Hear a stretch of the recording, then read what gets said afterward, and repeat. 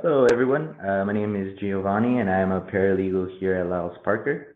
Thank you for joining us for this new webinar series with the Home Care Association of Louisiana.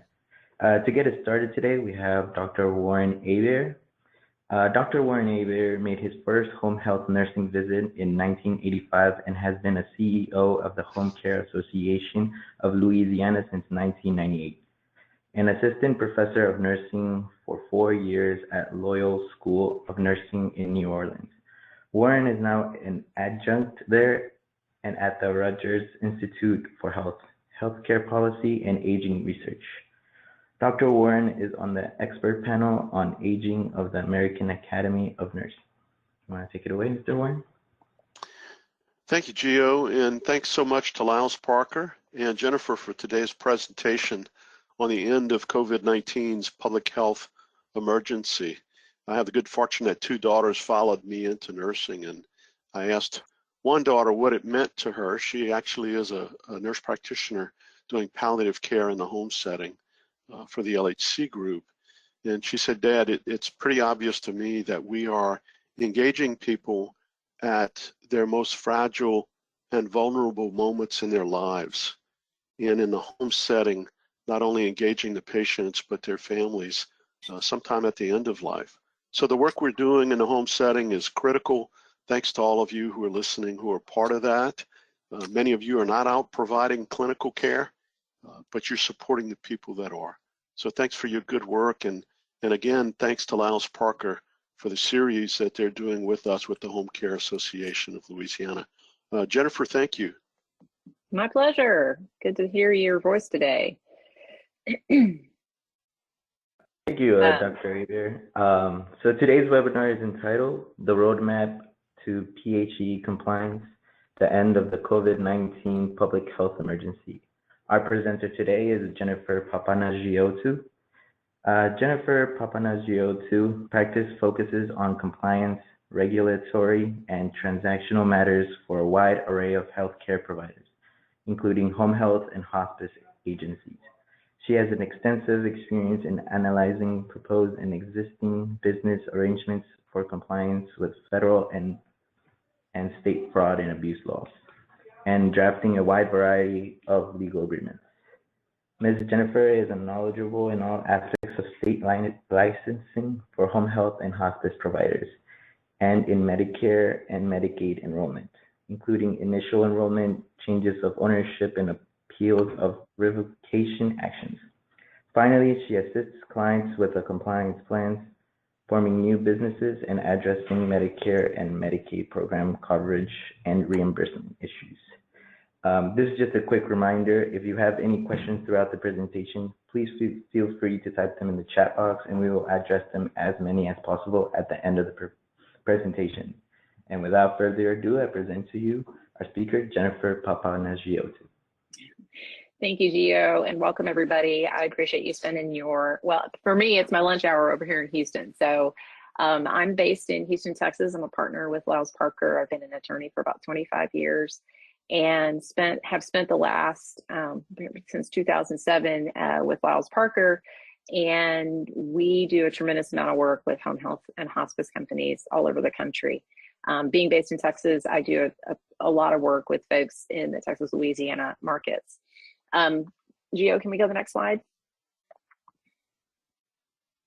Just a quick disclaimer, obviously, lawyers like disclaimers. We're going to cover some updates and information related to Medicare waivers and other governmental waivers that were associated with the COVID public health emergency. This is information only, it's not legal advice. If you have specific questions that pertain to your business, you should contact your legal counsel. So let's go to the next slide, please.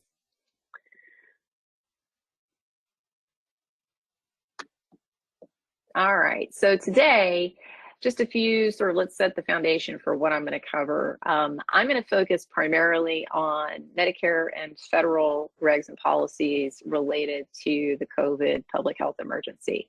And I want to talk a little bit about background before we dive in. I'm sure if you followed the news over the last month or so, you saw that Congress passed a statute that, quote, ended the COVID emergency.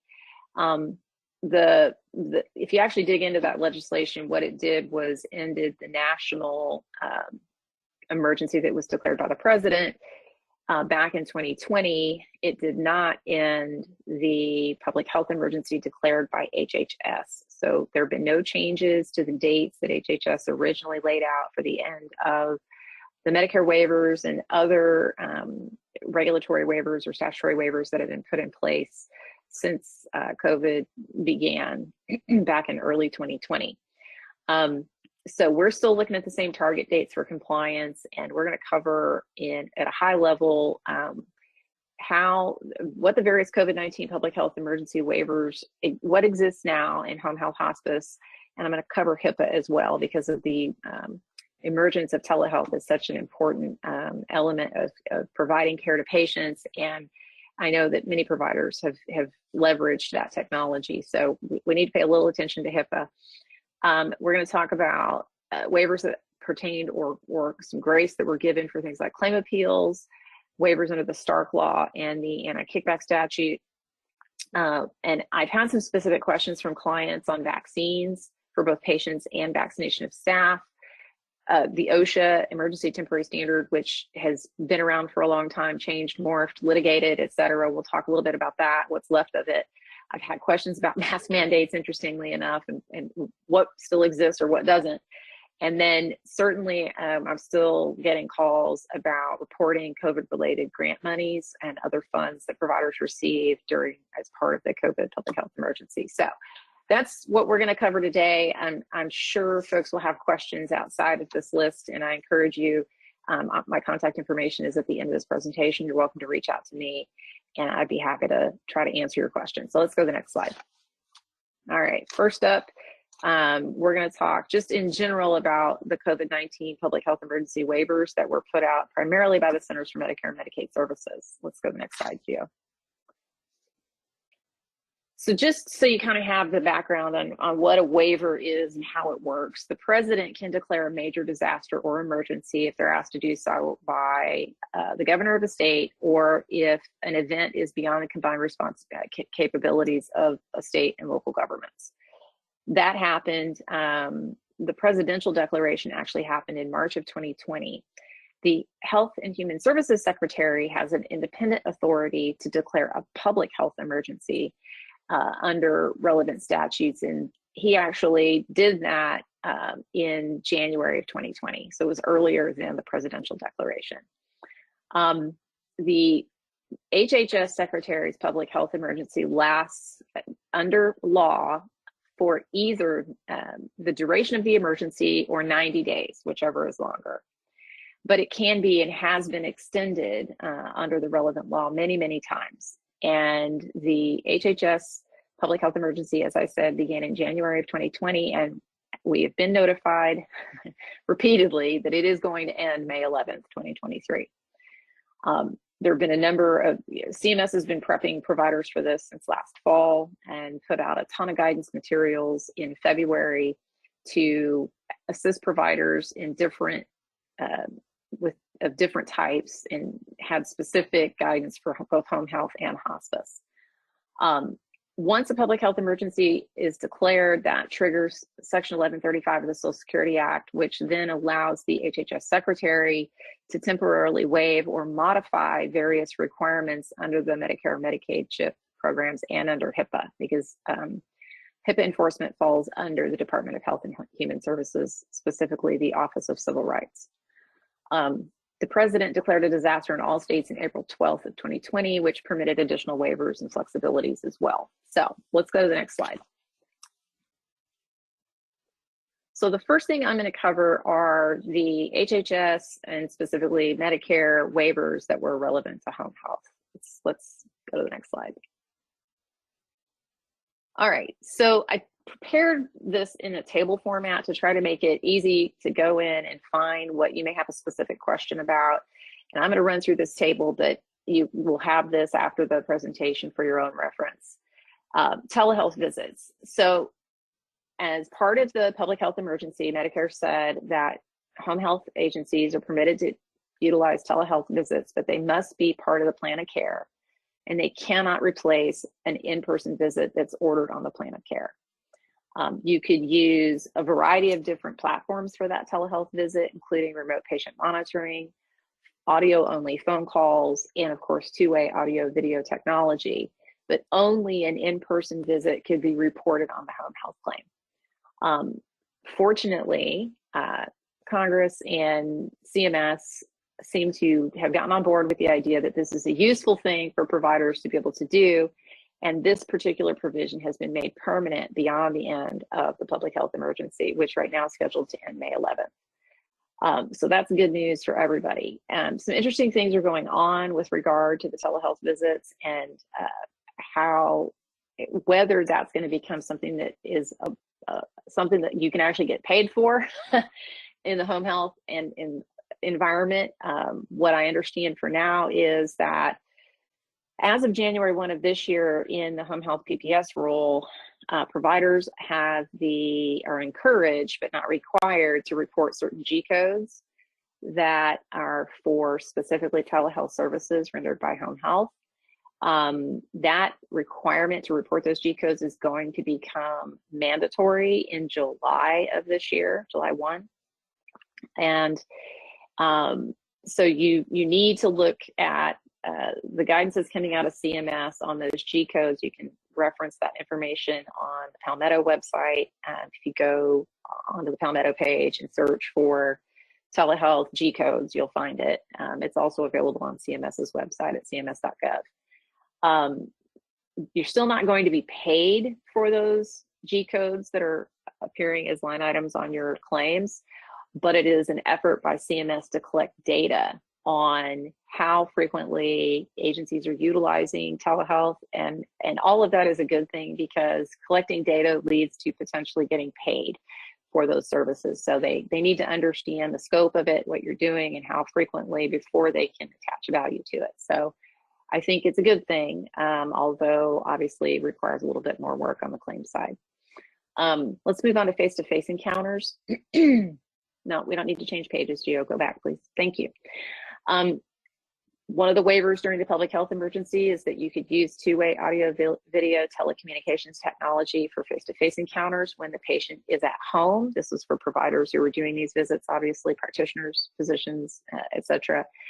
Telehealth in general saw a wave of relaxation in the Medicare telehealth requirements. If you recall, before COVID, telehealth was an extremely limited benefit under Medicare. The patient had to be in a rural area and had to be at what is called an originating site. And those originating sites were very, very limited: a physician office, a hospital, a skilled nursing facility, et cetera. The patient couldn't be in their home.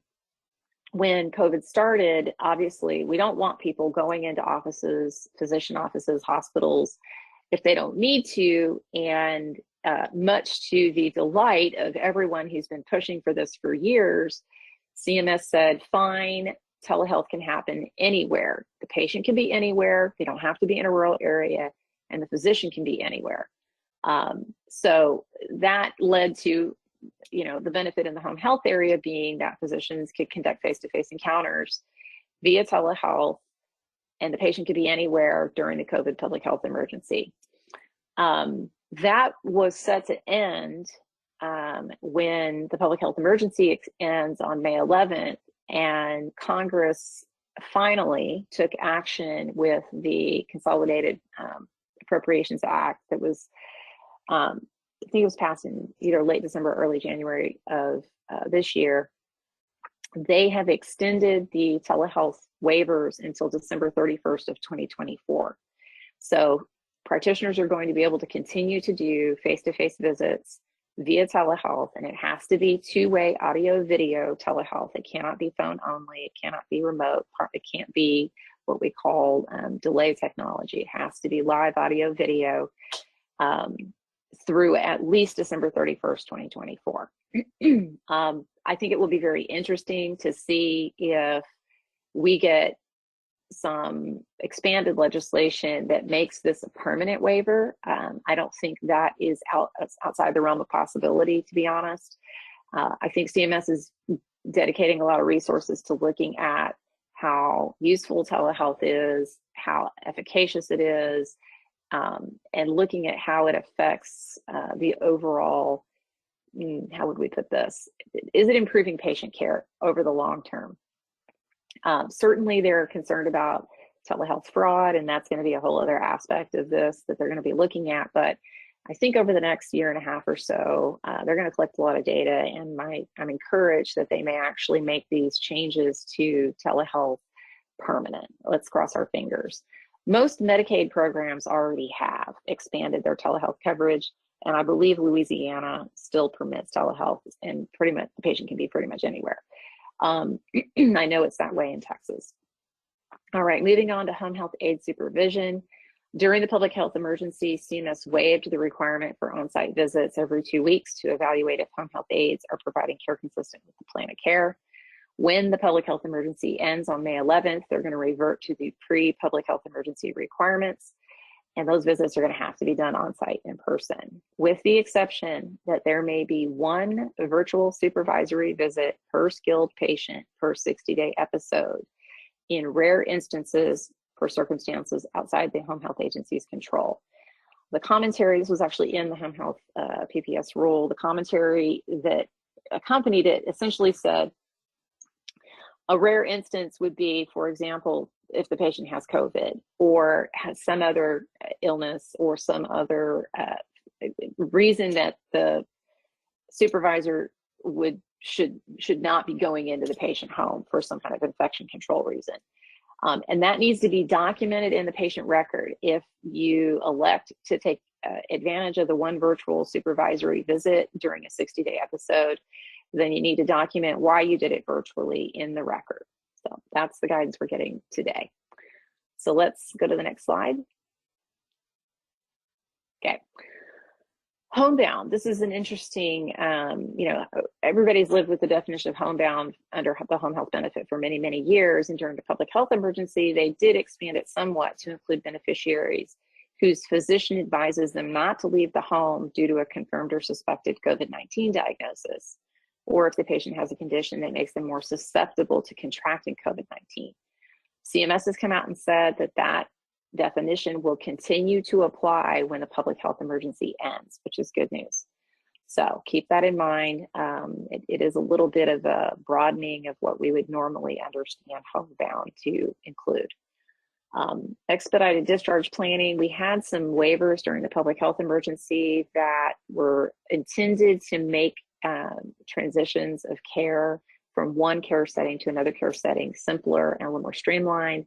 Part of that was waiving the requirement to provide detailed information regarding discharge planning to patients and their caregivers when a home health agency transfers a patient to another care provider. That waiver is going to end May 11th, 2023, and you need to have resumed your normal discharge planning process with all the required notices under the conditions of participation. Plans of care and recertifying patient eligibility. As everyone knows now, nurse practitioners, PAs, and clinical nurse specialists can order home health services, establish and periodically review a plan of care, and certify and recertify a patient for home health services. This was permanently adopted by the CARES Act, passed back in 2020, and it has been codified at 42 CFR 409.43, which is great news. That's going to continue. Nothing's going to change. That's permanent law. So let's go to the next slide. Patient records. There was a waiver related to how quickly an agency had to provide records if they were requested by a patient. And during the public health emergency, the normal standard had been 4 business days, and they said, we'll give you 10 business days. That's going to end May 11th, 2023, and you've got to revert back to responding to that patient request within 4 business days. Annual in-service training.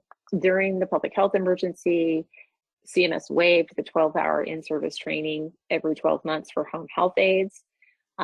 They are lifting that, and as of the end of the public health emergency, May 11th, you are going to have until September 30th of 2023 to get caught up on your in-service training.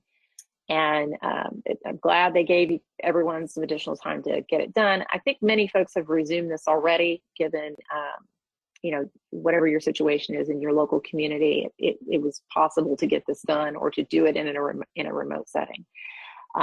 Just so you know, though, everybody needs to have caught up on their in-service training by September 30th. There were some relaxation of QAPI activities during the public health emergency where agencies were permitted to focus only on infection control issues and adverse events. That waiver is going to end May 11th, and you must resume comprehensive QAPI activities. So be sure your QAPI folks understand that. Let's go to the next slide. All right. OASIS reporting. During the public health emergency, agencies were allowed 30 days to complete the initial comprehensive assessment, and CMS essentially waived the 30-day submission requirement, although it still had to be submitted before a final claim was submitted. That is going to end May 11th, 2023. Everybody has to begin complying with the 5-day completion of the comprehensive assessment and the 30-day submission requirement again. That's pretty straightforward. For OTPT and speech language pathology initial and comprehensive assessments, there was a waiver that's in place now that allows these professionals to perform the initial and comprehensive assessment for all patients receiving therapy services, even if nursing services have been ordered.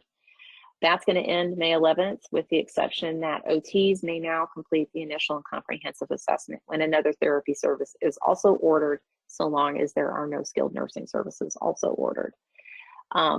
On-site aid assessments, home health agencies were permitted to postpone on-site visits during the public health emergency. That is going to end as of May 11th, and all postponed on-site assessments must be completed no later than July 11th, 2023, which is 60 days after the public health emergency ends. So let's go to the next slide.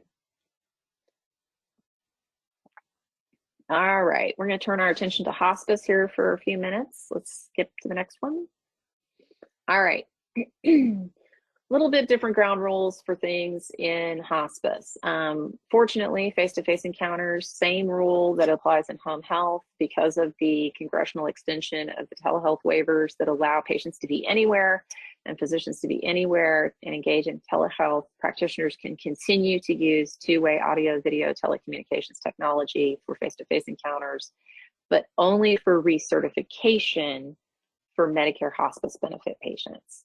So different than home health. Home health, you can use this for the initial face-to-face encounter.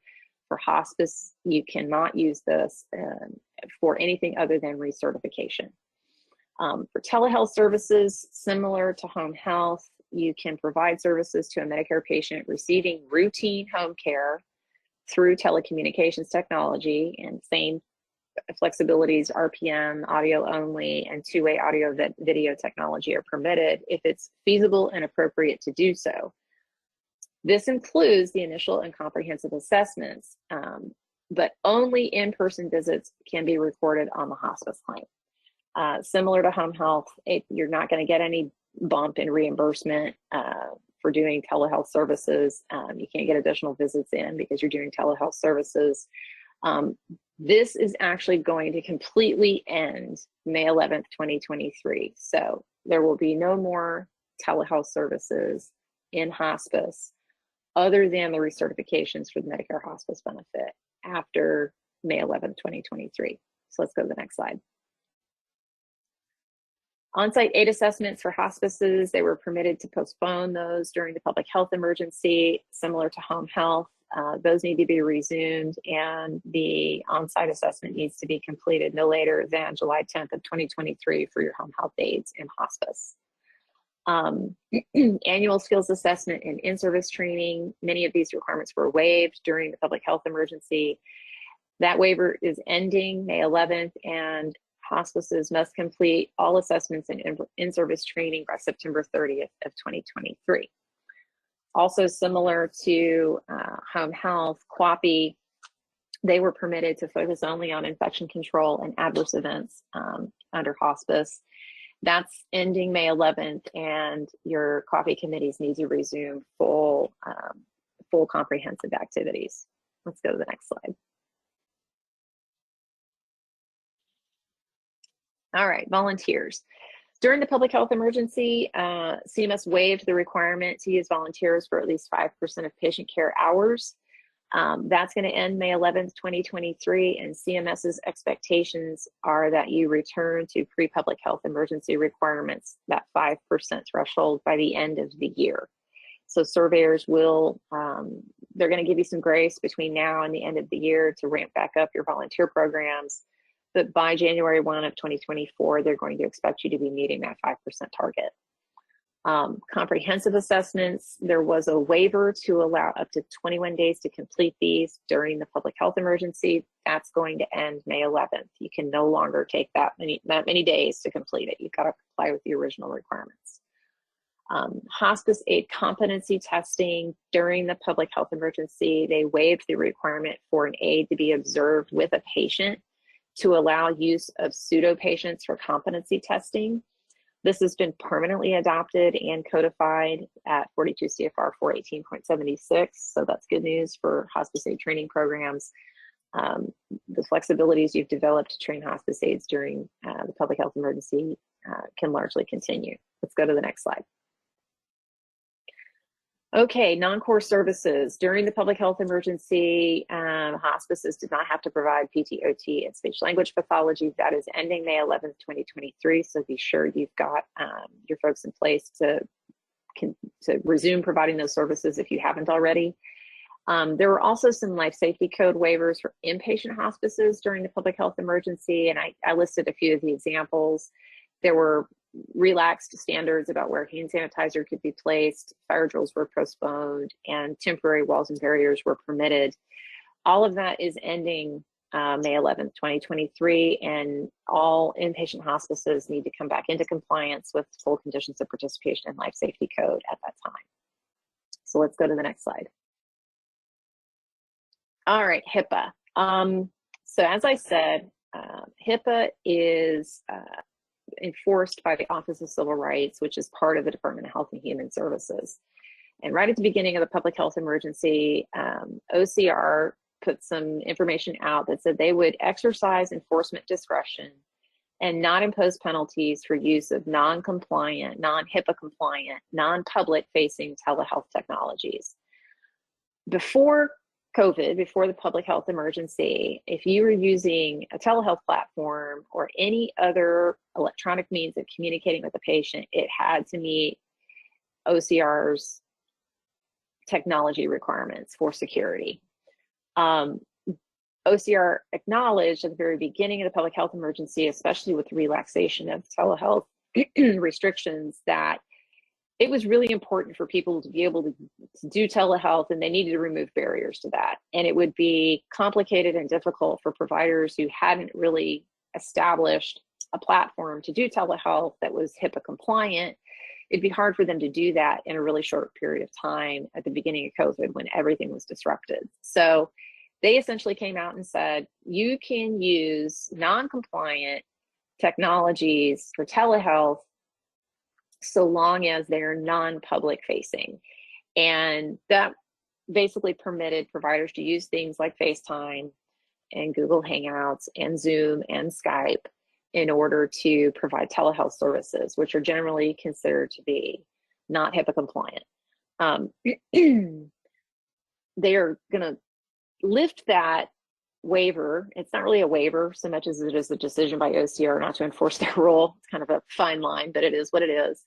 But just last week, they put out some additional guidance in the Federal Register that said they will continue to exercise enforcement discretion for 90 days after the public health emergency ends. So they're going to give everybody a 90-day grace period that if you're currently using a non-HIPAA compliant platform for telehealth, to get yourself onto one that is. So if you're continuing to use FaceTime or Skype, you need to revisit your platform and make sure that you're using something that meets the HIPAA technology requirements. Let's go to the next slide. All right. We have too much to cover today for me to dig deeply into Louisiana Medicaid's specific waivers during COVID, but I did locate their most recent guidance on compliance, and this largely tracks, interestingly, Louisiana Medicaid largely tracks Medicare with many of its, both its waivers and its guidance going forward when the public health emergency ends. This link will take you to an informational bulletin that was put out in January of 2023 that gives the most current guidance from Louisiana Department of Health on COVID-related issues. Let's go to the next slide. All right. We had some other flexibilities that weren't as directly related to your everyday operations, but were very important nonetheless. One of those was some relaxation of claim appeal requirements for providers who have been audited. So if you were undergoing an audit or needed to appeal certain denials during the public health emergency, the MACs, the QUICs, the Medicare Advantage and Part D plans, and the Part C and Part D independent review entities were all told to be flexible with providers, give them extensions to file appeals, waive timeliness requirements for requests for additional info, process appeals with incomplete appointment of rep forms, or appeals that don't necessarily meet all the required elements, and essentially use every flexibility available in the appeal process as if good cause requirements were satisfied. They wanted people, they understood there were disruptions both in the provider community, but also at the organizations that generally handle these appeals. So I recall right at the beginning, I was working with one of my colleagues on an appeal, and we needed to file something with Clarent. And we're trying to contact people at Clarent to confirm that somebody was actually there to receive an item that was going to be delivered, and that they had closed their mail room. And nobody was going into the office to retrieve packages. It was right at the beginning of COVID. So these flexibilities made a lot of sense during the public health emergency. They are all ending as of May 11th, 2023. So all the requirements pertaining to claim appeals, timelines, the form and substance of appeals, everything, you've got to go back to meeting the standards that were in place prior to the public health emergency. Let's go to the next slide. In addition to the CMS waivers of certain sort of hospice, home health, operational conditions of participation, things of that nature, OCR's waivers over HIPAA, we also got some waivers under the Stark Law, which is enforced by CMS, and under the anti-kickback statute, which is enforced by the HHS Office of Inspector General. They basically said that we understand that these are strange times, and we are going to permit certain financial relationships between referral sources if they fall under the Stark Law or if they fall under the anti-kickback statute that wouldn't necessarily be compliant. This could involve any kind of a huge variety of different types of arrangements. It could be temporary staffing requirements where they had to pay people more than what they would normally pay them for a service. It could include things like providing incentives for patients to get vaccinated, which generally speaking under the anti-kickback statute isn't permitted. What they've said with regard to these waivers is that as of the end of the public health emergency, everybody needs to revert back to complying with these laws. They're going to end their sort of enforcement discretion. The Stark Law, which if you're not painfully familiar with, unfortunately I am, is a civil law that says that physicians with a financial relationship with an entity that provides designated health services can't refer to that entity unless their financial relationship fits within an exception. Can we go back, please?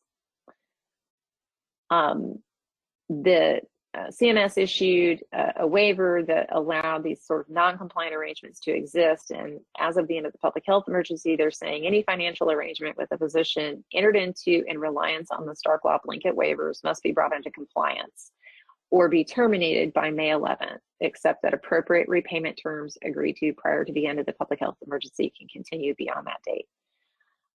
For example, if organizations loaned money to providers to implement something that was related to the public health emergency, and those loans are expected to be paid back, and that payback period can extend beyond the public health emergency. On the OIG anti-kickback statute side, that's a federal criminal law that basically prohibits payments for referrals. That's a gross overgeneralization, but it also prohibits incentives to patients to encourage them to utilize a particular provider. What they're saying is that any financial arrangements entered into in reliance on OIG's frequently asked questions regarding the application of its administrative enforcement authority to arrangements directly connected to the public health emergency have to be brought into compliance by May 11th or terminated. These are not uncomplicated, and I think the bottom line is if you entered into some kind of unique arrangement with a physician specifically because of COVID, then it's time to revisit that arrangement with your attorney and make sure it's in compliance with the anti-kickback statute and the Stark law as of May 11th, 2023. That's the best advice I can give you.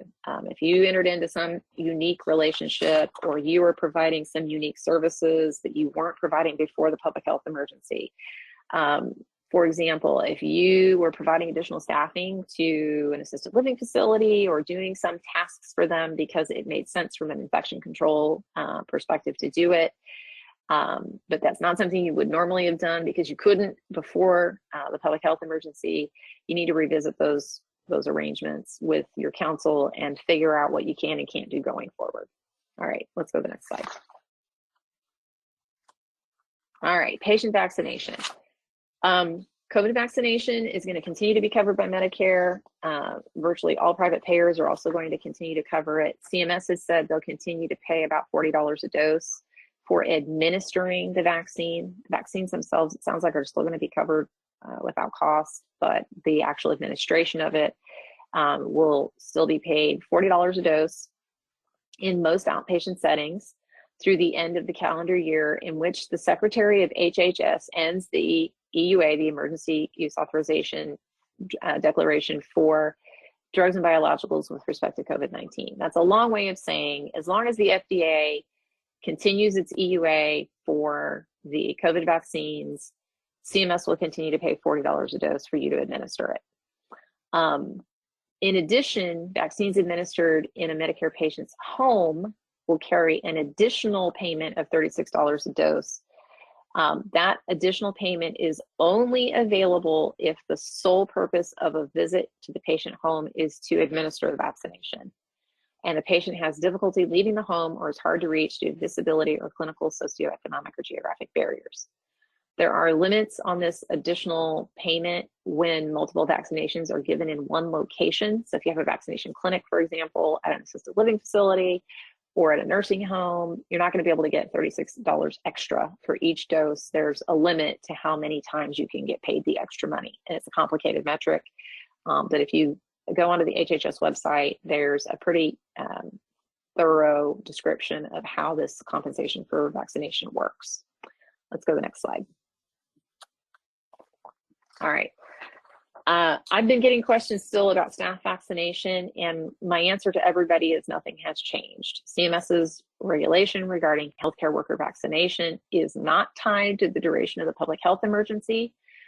It is an emergency standard that was set, and under current law, it's going to continue until November of 2024, unless CMS takes additional action. CMS could decide to end it early.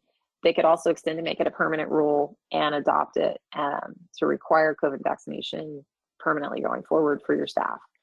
So nothing has changed with regard to COVID vaccination. All of your individuals who, unless they work fully remote by themselves, have to be vaccinated, and or they have to be given a medical or religious exemption if they meet the criteria for that. All right, let's go to the next slide.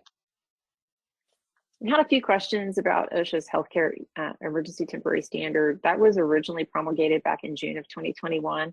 And this is where your requirement to keep COVID logs came from, and other record keeping requirements. It also, there was a follow-on rule that added some things to this, and also OSHA, of course, proposed a vaccination rule that was ultimately, or they actually implemented a vaccination rule that was ultimately struck down by the Supreme Court. So I do get questions from time to time about what's remains of this healthcare ETS that was passed in June of 2021. Essentially, it's still in place. The employers that were covered by that healthcare ETS, meaning you have more than 10 employees and you're in the healthcare setting, must continue to comply with the following record-keeping requirements. You have to keep a COVID log to record instances in which an employee is COVID-19 positive, provide for examination and copying of individual COVID-19 log entries for a particular employee that are relevant to that employee. You have to provide a redacted version of the log as specified under the record keeping provisions that are in 29 CFR 1910.502.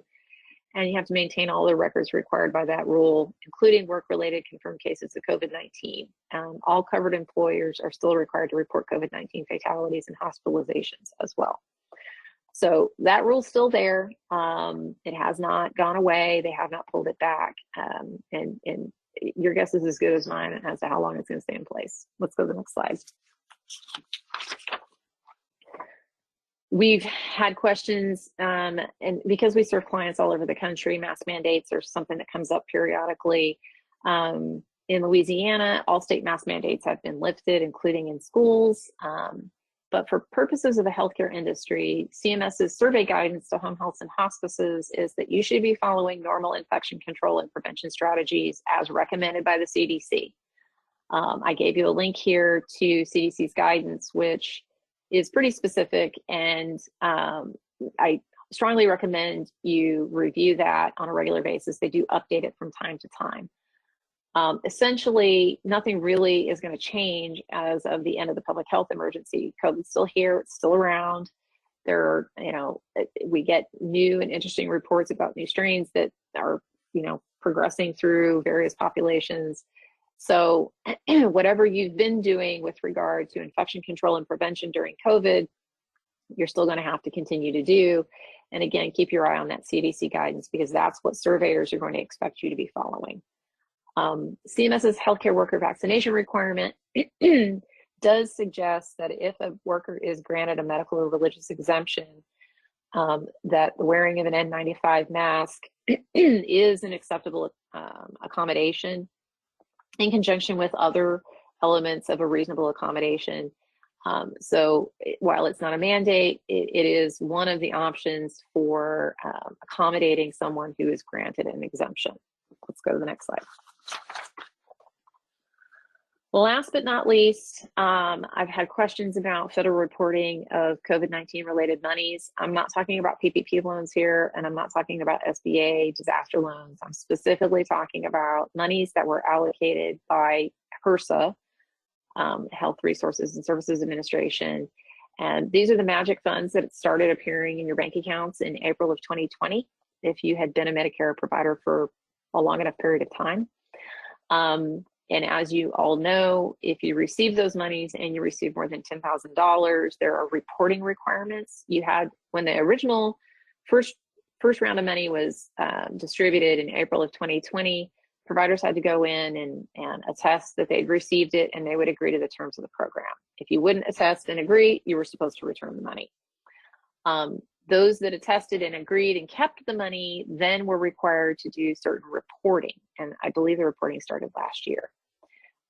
There were multiple rounds, and in fact, there have been 7 rounds of funding. Some of it, most of it after round 1, you had to apply for. And these are grant monies, but you still have an obligation to report how you use those monies. So the first 3 rounds of reporting have been completed and closed. Round 4 opens in July of, is open until March 31st of this year. And it covers funds that were received from July 1st, 2021 to December 31st, 2021. Similarly, you can see round 5 will open, reporting portal will open July 1st, and it's open until September 30th. And this is for monies received from January 1, 22 to June 30, 22. And you can see the dates there for reporting for period 6 and period 7 funds. Interestingly, this has come up in a number of different ways. I've had contacts from providers who failed to do their reporting timely. If you find yourself in that situation, I highly suggest you reach out to your counsel. There may be an opportunity to request that HRSA let you report late. I can't make any guarantees on that because they've been pretty, they haven't provided a lot of detailed information on whether they're going to grant people exceptions or not, at least not publicly. I do know when the round one reporting happened, there were a number of providers that didn't report timely, and HRSA came back and said, okay, we're going to give everybody extra time. But it sounds like, from what I'm reading and what I'm hearing coming out of HRSA, that kind of flexibility may not be as generous going forward, because there's quite a bit of information out there now that this reporting is required, and they provided a ton of tools on how to do it. So if you received HRSA funds in any of the rounds and you have questions about reporting, get with your legal counsel, or of course, you're happy to reach out to us and we can give you some guidance. So let's go to the next slide. I think that's it for my part of the presentation, and we've got about 15 minutes if anybody has questions. Yeah, we do have actually a few questions. Great. Let me start off. All right, so the first question, it says, will weekly testing for employees that have not received the COVID-19 vaccine still be required when the PHE ends? Yes, so that's part of the staff vaccination rule. And if your accommodation for people who were granted medical or religious exemptions includes weekly testing, you have to continue doing it, because that survey rule is still there. So as I said earlier, that particular staff vaccination rule right now is going to go through at least November of 2024. So your plan should be to continue providing the same protective measures and reasonable accommodations that you've put in place to come into compliance with the rule through at least that date, unless CMS comes out and changes the rule or ends it early. Okay. The next question is, there was a waiver in place that allowed providers to see new patients via telehealth. Do you know if this will still be allowed after the PHE ends? I'm not sure in what context the question's being asked. If it was being asked in the context of a new patient seeing a primary care provider or healthcare provider like a physician via telehealth, yes, that's still permitted. Again, there are a lot of things that could influence my answer to that question. Because the caveat with telehealth is always that it must be appropriate for the patient. And it's not licensed to have every visit all the time via telehealth if that's not appropriate for the patient. But there is no, that I'm aware of, express prohibition against a patient having a new patient visit with for example, with a physician via telehealth. Okay. The next question is, regarding getting caught up on in-service training, how far back are they expecting to be taught up, for example, catch up for the entire year of 2023? My understanding is that you have to be caught up on your current year training requirements. It's a little unclear, to be honest with you, if you haven't done your training for 2022 or 2021, whether you're required to do, for example, repeat these numbers of hours. That doesn't seem logical to me. But I will be honest and say that the guidance we're getting isn't very explicit about it. If you want to reach out to me by email, whoever asked the question, I'd be happy to try to follow up again with the survey people and see if they can give us a more definitive answer. But the FAQs that were put out by CMS that touch on this issue really aren't specific about it. My advice to clients is get current for 2022, 2023. So if you didn't finish all the hours for 2022, be sure you get them in and be sure you're on track to complete the 2023 requirements. Okay. The final question is, does staff have to be vaccinated with booster? CMS does not require booster vaccines as part of its vaccination rule. So the answer is no. Okay, that is the last question that we have for today. Well, I just want to say, yeah, go ahead. Go ahead, Gio. No, go ahead, Gio. Now I was just going to end the webinar. Okay, well, thank you everybody for listening. I really appreciate it. Again, you've got my contact information here if you have specific questions. Jennifer, thank you. And Gio, thank you. I'd just like to make a couple of announcements for our Louisiana listeners. As of April 3rd, the Medicaid rates for skilled services were almost doubled. You'll find the specific information in the Home Care Association of Louisiana's newsletter, but we wanted to make sure you're aware of that. This is a historic thing that happened through emergency rule here in Louisiana. We had been working with the department for some time, and this happened. Also, if you provide extended care, that's RNs and LPNs seeing patients in the home setting. And our day at the Capitol for the Home Care Association of Louisiana is going to be May 2nd. You'll get more information on that soon, but please put that on your calendar. Again, Jennifer, Gio, thanks to both of you, and thanks to Liles Parker for the good work that you're doing, helping to keep us on the front end of legal issues in home health care and hospice. And for the ones that are asking, I will be sending out a copy of the presentation tomorrow. So just keep a lookout for that. It might end up in the junk mail because it'll access as junk. So just keep a lookout that for tomorrow. I just want to say thank you so much to our presenter, Jennifer, for that information. And thank you to our attendees and Dr. Aver for joining us today. If you have any other further questions on this topic, please reach out to Jennifer, and have a good Wednesday. See you later. Thank you. Bye-bye. Bye.